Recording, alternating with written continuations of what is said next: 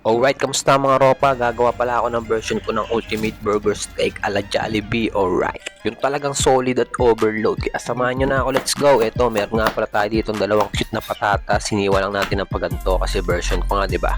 Tapos may mushroom tayong nasa lata mga ropa. Binuksan lang natin at nagdadad na rin tayo ng wangba at sibuyas mga ropa. Imimins lang natin yan, ihahalo natin sa ating giniling na yoba. Follow up ng papalasang asin, tapamins at binder na cornstarch. Ground pork pala yung ginamit ko dahil wala tayong beef, no? Pero solid pa rin yan at nilagay muna natin sa freezer para tumigas. So habang pinatitigas natin yung ating patty, nagsalang na tayo ng ating patatas. Pinarito lang natin mga ropa hanggang talagang tuluyang medyo maging crispy na.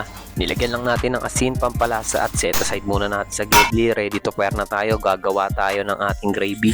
Salang ng butter, follow up ng harina. Gagawa tayo ng roux. Isang pirasong beef cubes, follow up ng ating mushroom. At isa-design lang natin dyan mga ropa. At nilagyan na rin natin ng baked 2. Asin, tapamins, asukal para medyo manamis-namis at pampakulay na oyots at liquid seasoning, pampalasa na rin.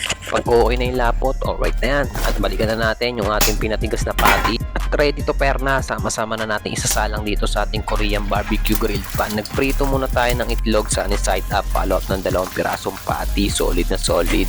Di ka na mabibitin dyan, kaya subukan mo na to. Easy, simplicity at quality. Kitaps, medyo nogso pero medyo smoky flavor yung quality ng ating patty. At inassemble na natin ang pagganito mga tol. Kita nyo naman at binuhusan na natin ng ating gravy. Uumapaw ang ating ultimate overload burger steak. At so, paano empty na? Alright.